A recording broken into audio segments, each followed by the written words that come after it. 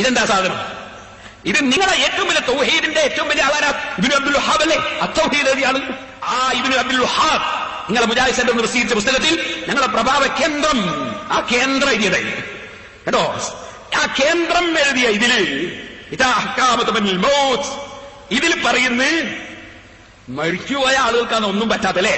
ഉമർ ഇബ്നുൽ Khattab മരിച്ച ആളെ പോയിട്ട് വിളിച്ചപ്പോ ഖബറിന് ഉത്തരം ചെയ്തു. ഇതിലുള്ളതാ. ഞാൻ എന്റെ വയലിന്റെ ഇടയ്ക്ക് ഒരു ദിവസം ഒരു ചരിത്രം പറയുമ്പോ ഞാനത് നിങ്ങൾക്ക് ഇവിടെ വായിച്ച് നേരത്തെ പറഞ്ഞു തന്നതുകൊണ്ട് ഞാൻ രണ്ടാമത് അത് വായിച്ച് പറയുന്നില്ല. അതിന്റെ വിഷയം മാത്രം നിങ്ങളുടെ ശ്രദ്ധയിൽപ്പെടുത്തിയാൽ. അപ്പൊ പറഞ്ഞത് ഇതിൽ കാണാം, ഉമർ ഇബ്നുൽ ഖത്താബ് റളിയല്ലാഹു അൻഹു മരണപ്പെട്ടു പോയൊരു ചെറുപ്പക്കാരൻ. ആ സംഭവം ഞാൻ മുമ്പ് പറഞ്ഞിട്ടുണ്ട്. അദ്ദേഹത്തിന്റെ അടുക്ക പോയിട്ട് ഫാത്താ ഉമറു വമൻ മഅഹുൽ ഖബ്റ ഫഖാല ഉമർ യാ ഫുലാൻ വലിമൻ ഖാഫ മഖാമ റബ്ബിഹി ജന്നതാൻ ഫഅജാബഹുൽ ഫതാ മിൻ ദാഖിലിൽ ഖബ്രി യാ ഉമർ ഖദ് അതാനിഹിമാ റബ്ബി ഫിൽ ജന്ന. ഉമർ ഇബ്നുൽ ഖത്താബ് മരിച്ച ആളെ പോയി വിളിച്ചപ്പോ ഉത്തരം ഖബറിൽ ഇങ്ങോട്ട് കിട്ടി. ഇത് നിങ്ങളെ ശൈഖുൽ ഇസ്ലാം മുഹമ്മദ് ഇബ്നു അബ്ദുൽ വഹാബ് എന്ന് നിങ്ങൾ പറയുന്നത് നിങ്ങളെ പ്രഭാവ കേന്ദ്രം ഇബ്നു അബ്ദുൽ വഹാബ്, നിങ്ങളല്ലേ വഹാബി എന്ന് പറയപ്പെടുന്ന തന്നെ ആ ഇബ്നു അബ്ദുൽ വഹാബ് എഴുതിയതാണിത്. ഇനി നിങ്ങൾക്ക് കാണാൻ എന്നെ കാണാൻ രസമുള്ളത് മുജാഹിദീങ്ങൾ കറാമത്ത് അങ്ങനത്തെ ഞാൻ വിശ്വസിക്കാനാവൂല. ഇസ്ലാമിന് രാജിവെച്ച് പോയിക്കണം, അല്ലാതെ ഇസ്ലാമിന് രാജിവെച്ച് പോകല്ലാതെ വകുപ്പുണ്ടാവൂല. നിങ്ങളെ കിതാബിൽ തന്നെ ഞാൻ വേറെ ഒന്ന് വായിക്കാൻ പോകണം. എന്താ അറിയോ, ഒരാൾ മരിക്കാൻ പോകുമ്പോ തന്റെ ഭാര്യ ഉണ്ടായിരുന്നു മുമ്പ് മരിച്ചുപോയ ഭാര്യനെ കഫൻ തുണി വേണ്ട പോലെ ഉണ്ടായിരുന്നില്ല. അപ്പൊ മരിക്കാൻ പോകുമ്പോ ഒരാളെത്തും ചെയ്തു കഫൻ തുണി കൊടുത്തയച്ചപ്പോ എന്തായി, ഈ മരിച്ച ആള് സ്വന്തം ഭാര്യക്ക് കഫൻ തുണി കൊണ്ടക്കൊടുത്ത്, ദുബായിൽ നിന്ന് വരുമ്പോൾ തുണി കൊണ്ട കൊടുക്കുന്ന പോലെ മരിച്ചതിന്റെ ശേഷം കഫൻ തുണി കൊണ്ടക്കൊടുത്തു. ഈ സംഭവം എവിടെയാണുള്ളതെന്നറിയോ? ഹീദിമാലയിലല്ലേ, മങ്കൂസ് മൗലിദിലല്ലേ. ഇതുള്ളത് എവിടെയാണെന്നറിയോ? ഹുസൈൻ സൽവി വായിക്കണം, പഠിക്കണം, നിങ്ങൾ വരണം. നിങ്ങളെ മുഹമ്മദ് അബ്ദുൽ വഹാബ് അഹ്കാമു തമന്നിൽ മൗത്ത് തഅലീഫ് ശൈഖുൽ ഇസ്ലാം മുഹമ്മദ് അബ്ദുൽ വഹാബ് റഹിമഹുല്ലാഹ് നിങ്ങൾ എഴുതിയിട്ടുണ്ട്. ആ ഇബ്നു അബ്ദുൽ വഹാബിന്റെ ബുക്ക് ഇതെവിടുന്ന്? അൽ മക്തബത്തുൽ ഇംദാദിയ മക്കത്തുൽ മുകറമ ബാബുൽ ഉംറ, ടെലിഫോൺ നമ്പർ 5748-805. സൗദിയിൽ നിന്ന് റിയാദിൽ നിന്ന് കടകളഞ്ഞ് പുറത്തിറക്കുന്നത്. ഈ കടകളഞ്ഞ് പുറത്തിറക്കുന്ന നിങ്ങളുടെ ബുക്കിലാണുള്ളത്. ഞാനത് വായിച്ച് കേൾപ്പിക്കട്ടെ. അതിന്റെ തുടക്കം അതിൽ ആദ്യം ബുഖാരിയിലെ ഹദീസൊക്കെ കൊടുക്കുന്നുണ്ട്. വലാകിന്നൽ മുഅ്മിന ഇദാ ഹളറഹുൽ മൗതു ബിശ്റ ബിറിദ്വാനില്ലാഹി വകറാമത്തിഹി. മുഅ്മിനായ മനുഷ്യൻ മരണപ്പെടുകയാണെങ്കിൽ അള്ളാഹുവിന്റെ വക്കൽ നിന്ന് കറാമത്ത് കിട്ടുമെന്ന സന്തോഷ വാർത്ത അറിയിക്കപ്പെടും. അള്ളാഹുവിന്റെ തൃപ്തി കൊണ്ട് സന്തോഷ വാർത്ത അറിയിക്കപ്പെടും. അങ്ങനെ തുടങ്ങിയിട്ട് ധാരാളം ഹദീസുകളൊക്കെ ഉദ്ധരിക്കുന്ന കൂട്ടത്തിൽ അദ്ദേഹം ഉദ്ധരിക്കുകയാണ് ഒരു പ്രധാനപ്പെട്ട സംഭവം. എന്താണത്? നമ്മളെ ഒരാള് സ്വന്തം ഭാര്യനെ സ്വപ്നത്തിൽ കണ്ടു. സ്വപ്നത്തിൽ എന്താ? കുറെ ആളുകൾ സ്വപ്നത്തിൽ കണ്ടു കുറെ സ്ത്രീകൾ കബറിന്ന് എഴുന്നേറ്റ് ഇങ്ങനെ ഇരിക്കുന്നതായിട്ട് സ്വപ്നത്തിൽ കണ്ടു. അങ്ങനെ അന്ന റജുലൻ തൂഫിയത് ഇംറഅതുഹു, ഒരാളെ ഭാര്യ മരിച്ചുപോയി. ഫറഅനാസ് നിസാം ഫിൽ മനാമി, ഉറക്കിൽ കുറെ പെണ്ണുങ്ങൾ സ്വപ്നം കണ്ടു. വലം യമർ ഇംറഅതുഹു മഅഹുന്ന, സ്വന്തം ഭാര്യനെ കൂട്ടത്തിലൊന്നും കാണുന്നില്ല. ഫസഅലഹുന്ന അൻഹാ, എന്റെ ഭാര്യനെ നിങ്ങളെ കൂടെ കാണാത്തതെന്ന് ചോദിച്ചു മരിച്ചുപോയ സ്ത്രീകളോട്. ഫഖുൽന, അപ്പൊ ആ സ്ത്രീകൾ പറഞ്ഞു ഇന്നക്കും കസർത്തും ഫീ കഫനിഹ, നിങ്ങൾ അവൾക്ക് വേണ്ട പോലെ കഫൻ തുണി എടുത്തിട്ടില്ല, കഫൻ തുണി വേണ്ട പോലെ എടുത്തിട്ടില്ല.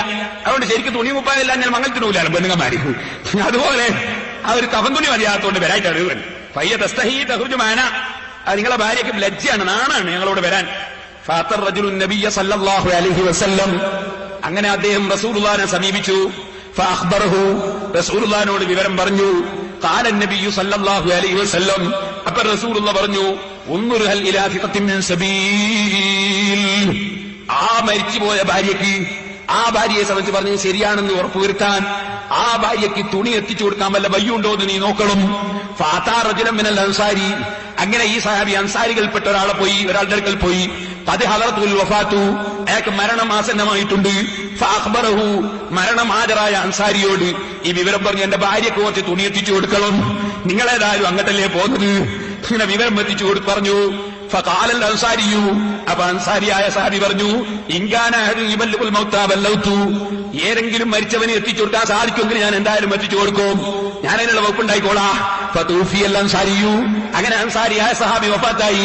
ഫജാഅ ബിസൗദൈനി മുസവ്വദൈനി ബിസഅഫറാനി, കുങ്കുമം കൊണ്ട് കളർ കൊടുക്കപ്പെട്ട 2 തുണിയും എടുത്ത് ആ സഹാബി, ഈ മരണപ്പെട്ട അൻസാരിയായ സഹാബിയുടെ സമീപത്തേക്ക് വന്നു.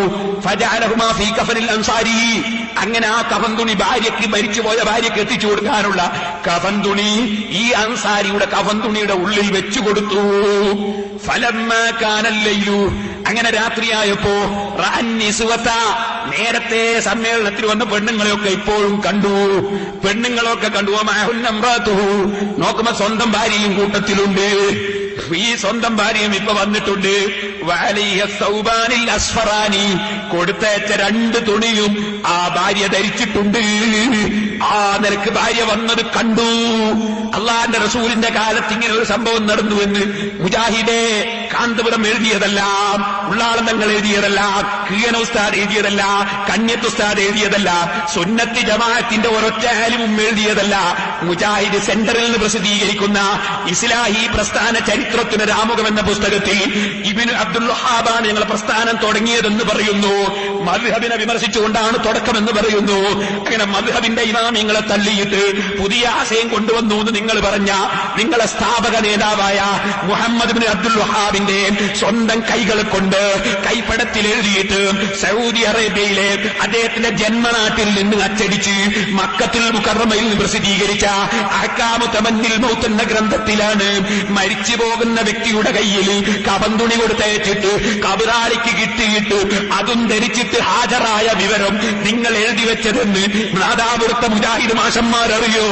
നാദാപുരത്തെ മുജാഹിദിൽ പെട്ടുപോയവരറിയോ? ഓ മുജാഹിദേ, നാണമുണ്ടോ? ഉണ്ടെങ്കിൽ രാജിവെച്ച് സുന്നത്തി ജമാഅത്തിലേക്ക് വന്നോ. അതാ വേണ്ടത്. നിങ്ങളെ മൗലവിമാർ എഴുതി വെച്ചതാണിത്. നിഷേധിക്കാൻ ഹുസൈൻ സലഫിക്ക് കഴിയുമോ? നിഷേധിക്കാൻ വേറെ സലഫിമാർക്ക് കഴിയുമോ? നിഷേധിക്കാൻ ഏതെങ്കിലും മൗലവിക്ക് കഴിയുമോ? ഞാൻ ചോദിക്കുന്നു. നിങ്ങൾ പേരോടിനെയും വെല്ലുവിളിച്ചു പോയാൽ പോരാ. നിങ്ങളെ നേതാക്കന്മാരെ ബുക്കെങ്കിലും പഠിക്കണം. നിങ്ങൾക്ക് ഖുർആനും ഹദീസും നിങ്ങൾക്ക് അറിയില്ല. ഇമാമിങ്ങളെ കിതാബ് മനസ്സിലാക്കാൻ നിങ്ങൾക്ക് ഭാഗ്യമില്ല. എന്നാൽ നിങ്ങൾ മുഹമ്മദ് ഇബ്നു അബ്ദുൽ വഹാബിന്റെ പുസ്തകമെങ്കിലും വായിച്ചു പഠിക്കണമെന്നാണ് എനിക്ക് പറയാനുള്ളത്.